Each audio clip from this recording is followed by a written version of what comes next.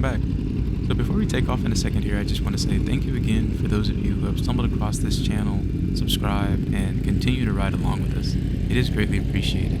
I'm still working on uploading another Super Duke 1290 GT video, but for now, I thought this would be a nice video because it kind of shows the capabilities of a smaller CC bike.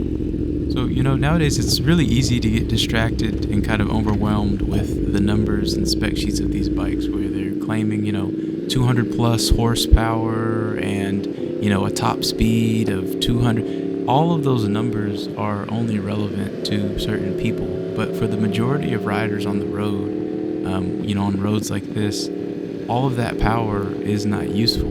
But on a smaller bike, you can actually use the majority of that power, and even then, you'll still reach your limitations. So in this video, you'll kind of see the advantages of being not only on a smaller bike, but also coupled with a good, comfortable rider.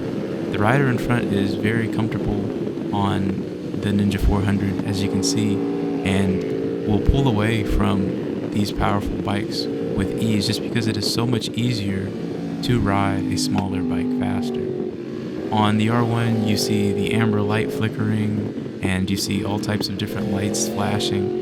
This is traction control and slide control and lift control kind of going on, and it's just showing how much the electronics are kind of fighting this bike to find grip and keep the front wheel down on the ground and the wheel from spinning, while the Ninja 400 is pretty much just able to stay wide open and can carry its speed. So this is just a good example of how, again, with a smaller bike, a comfortable rider, and depending on the road, a smaller bike is not only more fun, but also technically faster.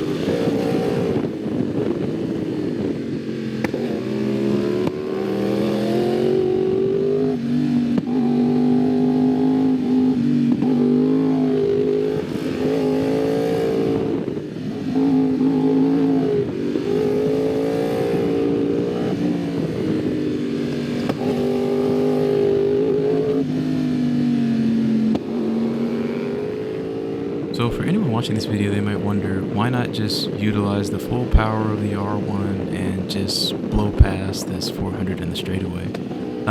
To me, that's not really enjoyable, and it also messes up the flow of the ride. Now behind this bike, there's, an R1, a CBR 1000, and a few other powerful bikes, but overall it would just mess up the flow of the ride because for a smaller bike, they're always going to be able to flow in and out of corners faster.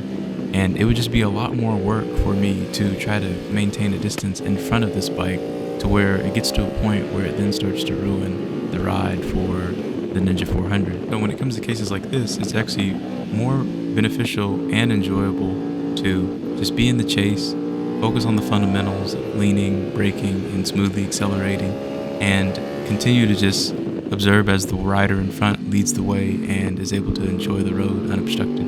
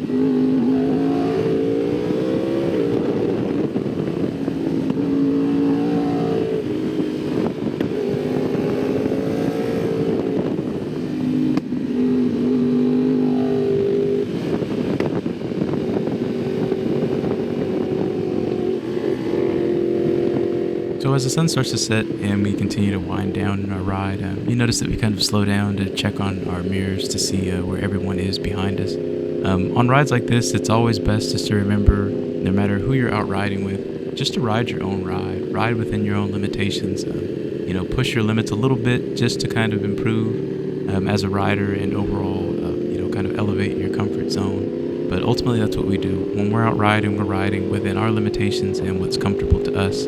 And just like sections like that, we will slow down and check on each other. At the end of the day, as long as we get to the destination safely, that's all that matters. So anyways, as always, I just want to say thanks again for stopping by.